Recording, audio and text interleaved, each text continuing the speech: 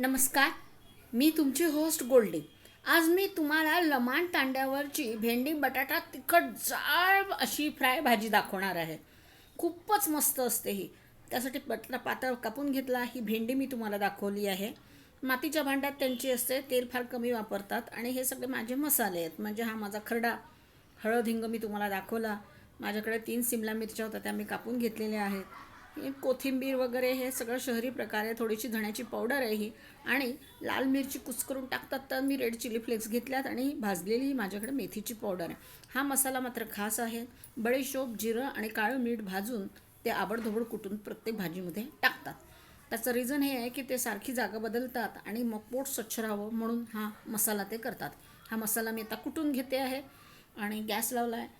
आता ते अगदी नुसते भाज्यांचे तुकडे भांड्यात टाकतात, झाकण ठेवतात, त्याला डाग पडू देतात. 2 चमचे तेल वरून टाकतात, कधी जमलं तर पाण्याचा शिपका. त्यांची पोळी अतिशय कडक असते. ही कडक पोळी मी दाखवली, ब्रून पोळी. तर कोणत्याही मिलेटमध्ये थोडंसं गहू जाडसर दळून हाताने टाकतात. हाताने पोळी निखाऱ्यावर थापून शेकतात. आता बटाटा टाकला आहे, झाकण ठेवून देऊया. बटाट्याला डाग पडले पाहिजे. पोळी फार कडक असते. ब्रून पाव कसा कडक असतो तसं मला जशी जमली तशी केली आहे, मी दाखवली तुम्हाला. आता याच्यामध्ये मी भेंडी टाकते. सिमला मिरची मी टाकली आहे. त्याला एकदा आपण परतून घेऊया. त्यामध्ये हा आपण आबडधोबड कुटलेला भाजलेला मसाला टाकून झाकण ठेवून घेऊया. त्याचा छान सुगंध अर्म सुटला आहे.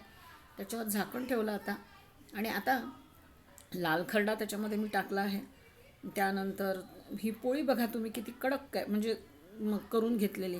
हा खरडा याच्यामध्ये मिसळून घेऊ. याच्यामध्ये धणे पावडर टाकलेली आहे, हळद आणि हिंग टाकलेलं आहे, मीठ आपण आधीच टाकलं होतं त्या मसाल्यात, आणि ही भाजलेली मेथीची पावडर आहे.